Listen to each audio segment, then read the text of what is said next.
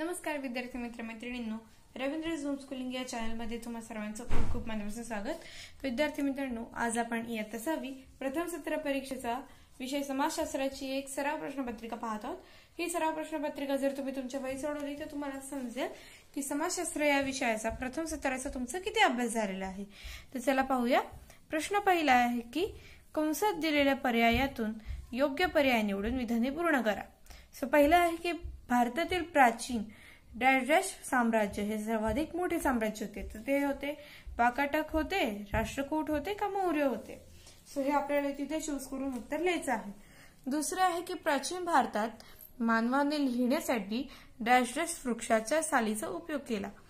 तर पपायर्सचा केला, भुर्चचा केला का वडाचा केला, ते आपल्याला लिहायचं आहे। तिसरे आहे की वेदकालीन कुटुंब व्यवस्था डॅश डॅश येथे होती। सो ती कोणती होती म्हणजे मातृप्रधान होती, पितृप्रधान होती का भातृप्रधान होती, ते आपल्याला लिहायचं आहे।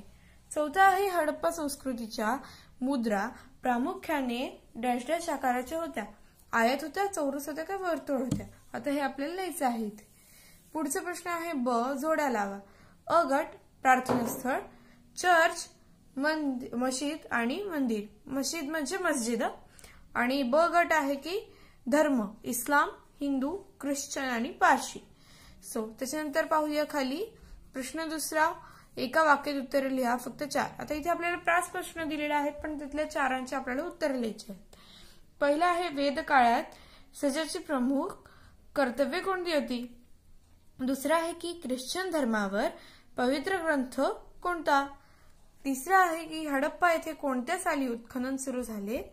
चौथं मौखिक परंपरेने कोणते साहित्य जतन करून ठेवले आहे। पाचवा आहे की डोंगराळ प्रदेशात राहणाऱ्या लोकांना अन्नासाठी प्रामुख्याने कशावर अवलंबून राहावे लागते। आता हे जे 5 प्रश्न आहेत त्याची उत्तरं एका वाक्यात लिहायची आहेत आणि यातल्या 4 प्रश्नांची उत्तर लिहायची आहेत। तुम्हाला हवं असेल तर तुम्ही 5 प्रश्नांची उत्तरे लिहू शकता, बट 4 प्रश्नांची उत्तर लिहिणं मस्ट आहे। पुढे आहे ब की थोडक्यात उत्तरे लिहा। आता इथे थोडक्यात लिहायचे आहेत आणि फक्त 3 लिहायचे आहेत। पहिले आपण पाहिलं ते 5 प्रश्न होते त्यातले 4 लिहायचे होते आपल्याला एक वाक्यात उत्तरे, पण थोडक्यात उत्तरे लिहा ते 3 लिहायचे आहेत। पहिलं आहे की भारतीय उपखंड कोणत्या प्रदेशाला म्हणतात। दुसरा आहे गौतम बुद्धांचे कोणते वचन विख्यात आहे। तिसरं आहे हडप्पा संस्कृतीतील घरांची रचना स्पष्ट करा आणि चौथं संन्यासाश्रमात मनुष्याने कसे वागावे अशी अपेक्षा होती। तर इथे हे जे 4 प्रश्न आहेत त्यातले 3 प्रश्नांची उत्तर तुम्ही लिहिणं मस्ट आहे। चौथ्या प्रश्नाचं उत्तर सुद्धा तुम्ही लिहू शकता। पुढे आहे नागरिकशास्त्र। सो नागरिकशास्त्राचं पाहूया आता। हे समाजशास्त्राचं पेपर असल्यामुळे त्याच्यामध्ये इतिहास, भूगोल आणि नागरिकशास्त्र हे तिन्ही पेपर एकत्र येतात जेव्हा समाजशास्त्राचा पेपर असतो तेव्हा। सो पहिला प्रश्न म्हणजे प्रश्न तिसराच पाहूया। नागरिकांच्या जागी योग्य शब्द लिहा। पहिला आहे की आपल्या काही भावनिक आणि डॅश डॅश गरजाही असतात। दुसरा आहे सहकार्यामुळे समाजातील डॅश डॅश अधिक निकोप होतो। आता याची उत्तरं आपल्याला इथे रिकाम्या जागी लिहायची आहेत। ब आहे की एका वाक्यात उत्तरे लिहा फक्त 2। सो इथे आपल्याला 3 प्रश्न दिले त्यातले दोघांची आपल्याला एका वाक्यात उत्तरे लिहायची आहेत। सो पहिला आहे की धर्मनिरपेक्षतेचे तत्व आपण का स्वीकारले आहे। दुसरं आहे की ग्रामसेवकाची नेमणूक कोणाकडून होते आणि तिसरं आहे की आपल्याला कोणाचा सहवास आवडतो। प्रश्न चौथा थोडक्यात उत्तरे लिहा फक्त 2। सो इथे आपल्याला दोघांचीच उत्तर लिहायचे 3 प्रश्न दिलेले आहेत त्यातले दोघांची उत्तर लिहिणं मस्ट आहे। तिसऱ्याचं तुम्ही लिहू शकता। पहिला आहे समाज कसा तयार होतो। दुसरा आहे सहकार्यामुळे कोणते फायदे होतात। तिसरं महाराष्ट्रातील एकूण जिल्ह्यांच्या संख्येपेक्षा जिल्हा परिषदांची संख्या कमी आहे। असा प्रकारे आपला इतिहास आणि नागरिकशास्त्राचा पेपर तर संपला आहे, पण आता भूगोलाचा पेपर आहे। तर भूगोलाचा प्रश्न पहा की अचूक पर्यायासमोर चौकटीत बरोबर अशी खूण करा। पुढीलपैकी कोणती रेषा समान उंचीच्या ठिकाणांना जोडणारी असते। समताप का समोच्च। दुसरं आहे की कोणते अक्षवृत्त पृथ्वीला म्हणायचं म्हणजे तिथे की 2 समांतर भागात विभागते। तर कर्कवृत्त, मकरवृत्त का विषुववृत्त। तिसरं आहे की अक्षवृत्ते व रेखावृत्ते मिळून पृथ्वी गोलाकार काय तयार होते।